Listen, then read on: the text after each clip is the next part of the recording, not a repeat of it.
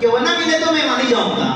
اللہ معاف فرمائے کئی دیہات و قریے ایسے ہیں جہاں وسائل نہیں ہیں تو دھیرے دھیرے ہماری جماعتیں کم ہو جا رہی ہیں. پہلے پوچھا جاتا استنجا خانہ ہے اور کتنے لوگ سمجھ سکتے ہیں وہاں فلاں سہولت ہے فلاں سہولت ہے. وہ سہولت تو سب سوچ رہے ہیں.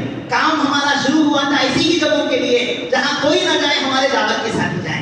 اب اللہ معاف فرمائے تھوڑے تھوڑے ہم بھی راحت کے عادی بن رہے ہیں. فرمایا راحت کے لیے استعمال کرو اللہ کی نعمت ہے. راحت کے عادی نہیں بننا ہے کہ وہ چھوٹ گیا تو مجھے سر میں درد آ جائے گا. فلاں وقت میں فلاں چیز نہیں ملی تو میں نہیں رہ سکتا. ہمارے بزرگوں نے کام کو اس پہ نہیں چلایا ہے کہ بھائی کرو اللہ ہر حال میں ہم کو کرنا ہے. جس جگہ ڈال دیں جیسی جگہ ڈال دیں ہم کو کام کرنا ہے.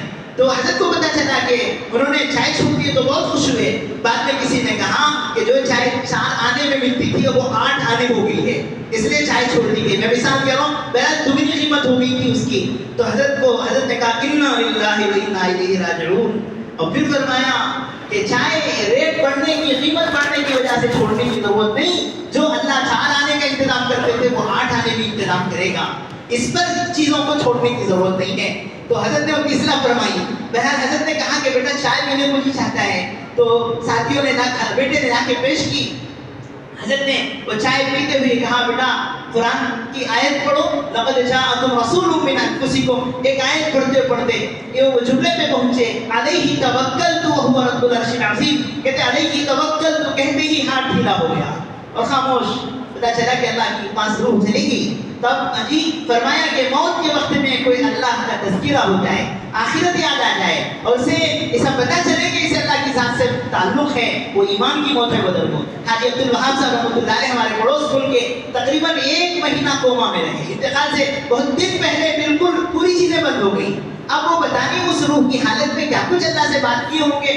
ہم ظاہر کو نہیں کہیں گے کہ بھائی مرتے وقت میں کلمہ نصیب نہیں ہوا نعوذ باللہ. پوری زندگی عالم کو کلمہ سمجھائیں گے. تو زندگی بھر ہمیں حکم ہے کہ اللہ کے تذکرے بولو اتنا بولو کہ موت کے وقت میں وہ یاد آ جائے. ہے نا حدیث میں ہے کہ حضرت جبریل امین نے بتایا کہ آپ کی امت جس طرح زندگی گزارے گی اس طرح موت آئے گی. زندگی پر جس سے محبت ہوگی اسی حالت میں موت آئے گی. اللہ معاف فرمائے ہماری خلوتیں جلوتیں اللہ کی یادوں سے بھری ہوں تو ادھر کو موت کے وقت میں وہ چیز یاد آ جائے گی. کسی نے مثال دے کے کہا کہ طوطا پالا گیا تھا رات اسے سکھایا گیا وہ جملہ بولتا تھا زبان سے السلام علیکم السلام علیکم. لوگ خوش ہوتے کہ بھئی یہ طوطا آیا ہے. بہت خوش ہوتے کہ طوطا بولنے والا ہے. پورا گھر خوش ہوتا. ہماری فارسی کی کتابوں میں ایک حکایت لکھ کر ہے کہ کسی نے طوطے کو بات کرنا سکھایا فارسی زبان. اب وہ کیا بولتا اس کو بڑی مشکل سے ایک لفظ سکھایا گیا دریچے شک. دریچے شک اس کا مطلب ہے اس میں کیا ڈاؤٹ ہے. اسے پوری زندگی محنت کرے تو بس وہ جملہ یاد آیا دریچے شک. اب انہیں بیزار ہو کے مالک بیچنے کے لیے بازار میں لایا. تو ایک بڑا خان نواب آیا مولنے کے لیے. کیا قیمت ہے؟ انہوں نے کہا کہ 100 دینار اس کی قیمت ہے. اتنی مہنگی کیوں قیمت ہے؟ کہا یہ بولنے والا طوطا ہے. اچھا ایسا ہے. تو اس نے پوچھا کہ اسے مجھے بات کراؤ. تو سیدھے سیدھے اس سے پوچھنا لائق ہے 100 روپیہ ہستی کیا تو 200 دینار کے تو لائق ہے 100 روپے کے لائق ہے. تو اس کی زبان سے وہی لفظ نکلا دریچے شک. اس میں کیا ڈاؤٹ ہے؟ تو وہ خوش ہو گیا. ارے بات بھی کرتا ہے اور سوال کا جواب بھی دیتا ہے. گھر لے گیا بیچارہ. گھر لے جانے کے بعد اسے حقیقت کا پتہ چلا کہ ارے اسے تو اس کے علاوہ کچھ نہیں آتا ہے. جو بولو دریچے شک دریچے شک. اب وہ بیزار ہو کے بولے کیا بے وقوفی کا کام میں کیا ہوں. تو فوراً کہا دریچے شک. اس میں کیا گمان ہے واقعی تو بے وقوف ہے.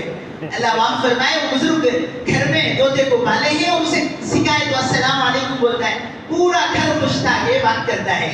اتفاقاً ایک رات میں بلی کا حملہ ہوا. اب اس کے وہ جو پنجرے پہ مار پڑی تو وہ بیچارہ اپنی چیخ چیختا ہے. اتنا چیخا کہ پورا گھر جمع ہو گیا. اب اسے سنبھالا گیا اور بلی کو ہٹایا گیا تو سب سنبھل گئے لیکن گھر کے جو بڑے تھے وہ رو رہے ہیں. اللہ والے تھے.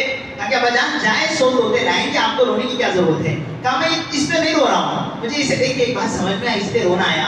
کہا کیا چیز ہے؟ ہم نے محنت کر کے اسے سکھایا السلام علیکم السلام علیکم. یہ بتکلم الفاظ بولتا تھا لیکن جب اس کے سامنے اس کی موت نظر آئی تو السلام علیکم بھول گیا. اندر کی چیز باہر پڑی ہے جس پر وہ حقیقت والا ہے.